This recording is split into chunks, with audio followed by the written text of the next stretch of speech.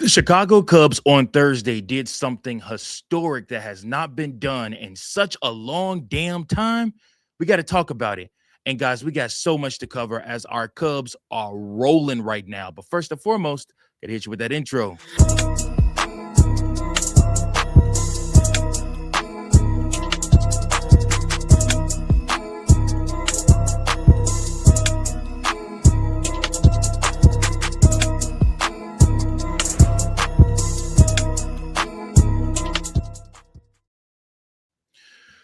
Welcome in, everybody, to another episode of Chicago Cubs Central, your number one spot for all things Chicago Cubs. Hey, listen, I know, guys, I apologize. 2 days, no show, my fault. I apologize, guys, from the bottom of my heart.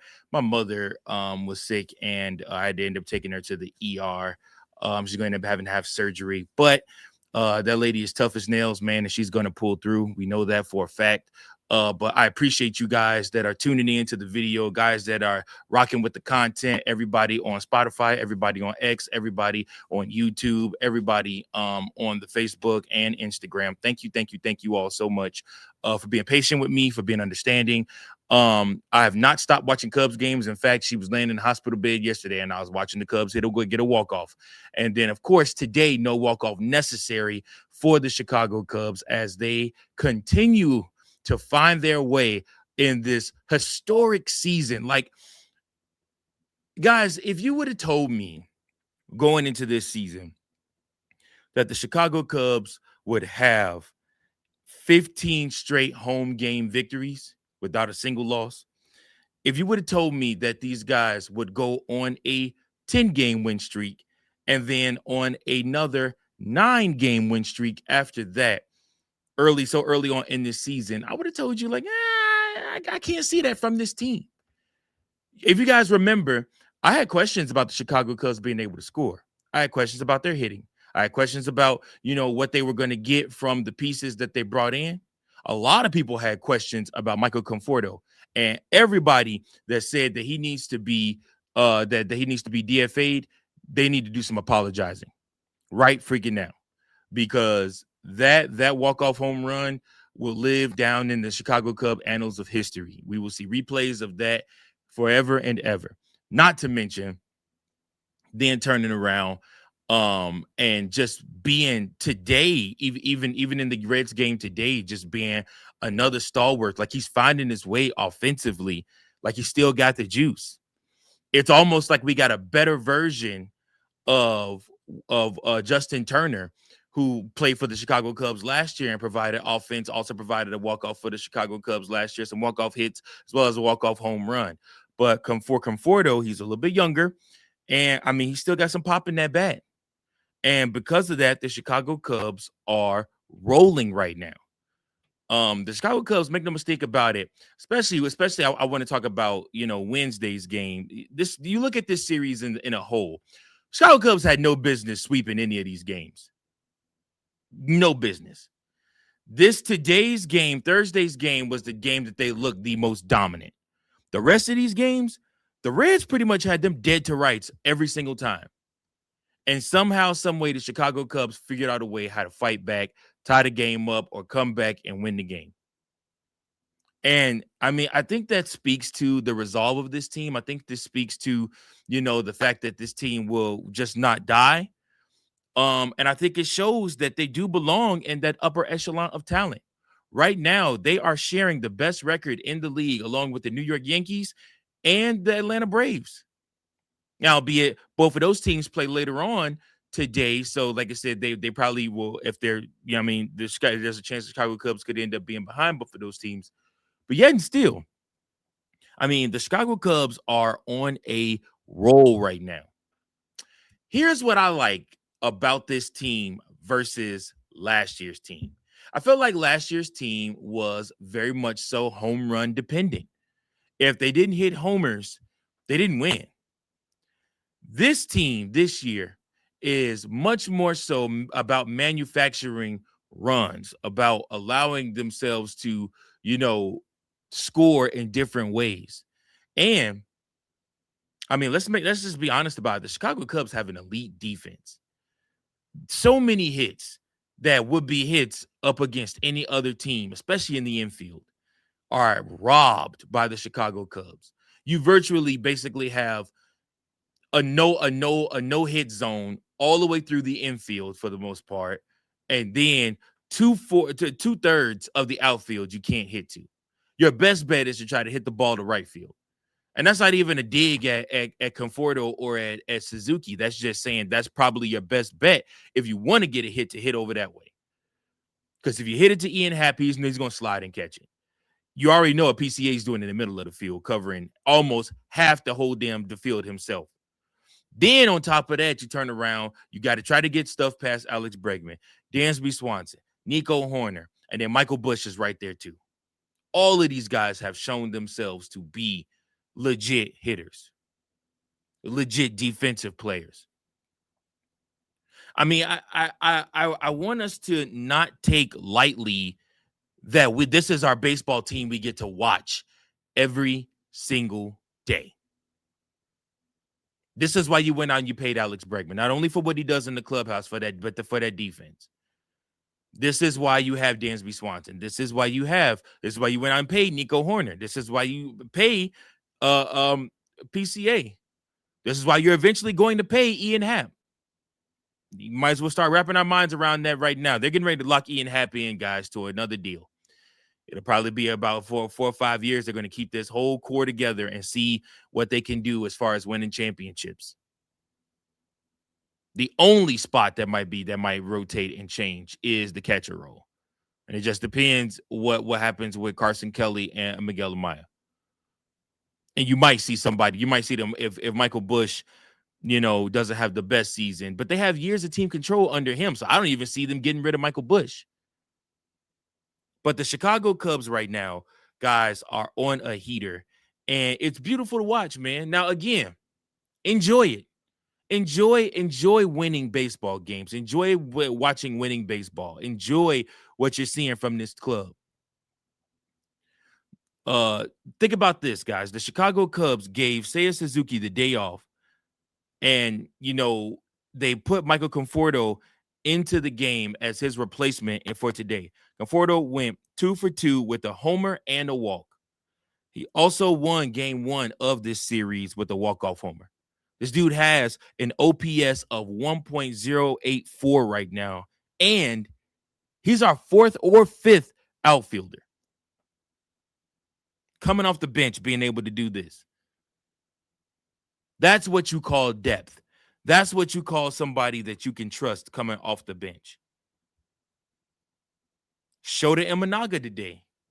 You want to highlight him? Shota Imanaga striking out everything. 10 strikeouts in today's game. Beautiful. Beautiful to watch. The Chicago Cubs in Thursday's game put together a 7-run inning to be able to basically ice this and put Cincinnati behind them until we see them again.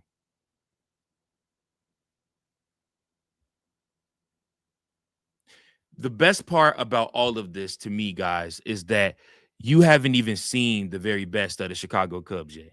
You still haven't seen the best of Pete Crow Armstrong. Even though he hit the 2-run shot to tie the game up 6-6 on Wednesday night. And that one he had to go get. I mean, that was low. And he went and scooped that up, and he hit it with enough power that he knocked it over into left center. But the Chicago Cubs, you haven't even seen the best version of them yet. And there's already talk about the Chicago Cubs potentially adding more. Why? Because we are going to need another starting pitcher. Why? Because Matthew Boyd of the Chicago Cubs injured himself, had surgery this morning, playing with his children. That's right. Got down to play with his children, tore a ligament. I am utterly shocked at the ways that some of these guys get injured. And for me, I'm just sitting there like, Matthew Boyd, what the hell? What happened? Freak injury, I get it. Happens to the best of us. But it's just like, man, not right now. Not with having Cade out. Not with Justin Steele not being nowhere close to returning. Like, we needed you right now. But the Chicago Cubs do go ahead and do something even better. Well, not even better, but they do go ahead and add on. The Chicago Cubs have acquired Tyler Ferguson from the Athletics for cash consideration. He has appeared in one game. He has a 0-0 ERA. He has a 0-0 win-loss. He has a 27 ERA, one strikeout, a whip of 3, and a BAA of 500, allowing 2 home runs. So he is somebody. I don't know if he's going to the minors. I don't know what they're going to do with him. But the Chicago Cubs, if they traded for him, they've clearly found a way or figured out a way that they think that they can mess around and get this guy right. So we just have to see what happens with that. But again, I'm very, very impressed with this Chicago Cubs team. I'm very, very, very impressed with what they're doing so far and where they're going and where they're headed.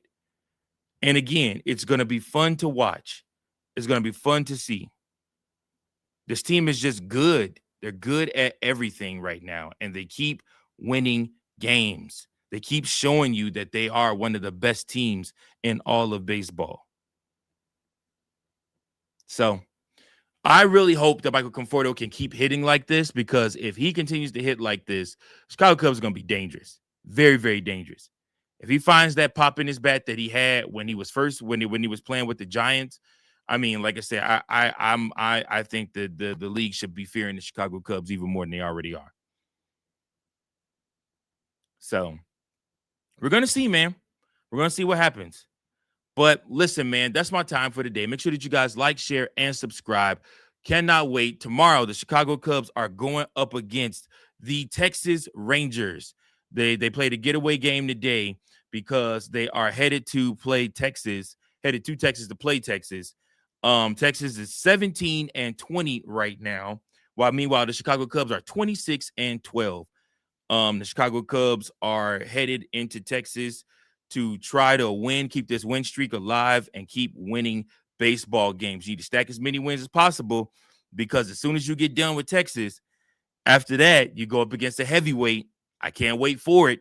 The Chicago Cubs are going to see Texas 3 times, and then after that, they will go up against the Atlanta Braves. Now, the good part about us going up against the Braves is the Braves are going to have to see Colin Ray. The Braves are going to have to see Shota Imanaga, and the Braves are going to have to, we don't know who their next pitcher is going to be. So, but like I said, they're going to have to see some of our better pitching. So we'll see what happens with that. As far as the Texas Rangers series go, here are your starters for this series. It's going to be undecided for the Chicago Cubs. They have not announced yet. Going up against Kumar Rocker for the Texas Rangers. Kumar is 1-3 with a 4.71 ERA, a whip of 1.47. He has pitched 28 2/3 innings. I suspect that will be Javier Assad's spot in the order, because I believe that's supposed to be Matthew Boyd pitching in that one. Then after that, we're going to see Edward Cabrera on Saturday going up against Jack Leader. Jack Leader is 1-3 with a 5.45 ERA, 43 Ks, and a 1.37 whip. And he is going up against the Cubs' best pitcher to date, Edward Cabrera, who is 3-0 with a 3.27 ERA, a 1.28 whip, and he has pitched 41 and a third innings. Then last but not least, we're going to see Jamison Tyone on Sunday, who's 2-1 with a 4.24 ERA, a 1.14 whip, and he has pitched 40 and 1/3 inning. And he will be going up against Jacob deGrom, who is 2-2 with a 3.11 ERA, a whip of 1.01, and he has pitched 37 and 2/3 innings. Y'all, listen, the Chicago Cubs sweep the Cincinnati Reds, and we are on our way to Texas, riding a 9-game win streak and a 15-game home win streak. Let's see how long we can keep this going, man. This has been an exciting baseball, and I hope you guys are enjoying it and appreciating what the Chicago Cubs are doing right now, because this doesn't always happen. This is a special season and a special team. But until next time, guys, I'm Mike Jones. I appreciate you. Make sure that you like, share, and subscribe so that you never miss anything on Chicago Cubs Central. Until next time, go Cubs, go. Peace. Thank you for watching another episode of Chicago Cubs Central, the #1 spot for all Chicago Cubs content. Remember to like, share, subscribe for more Cubs content.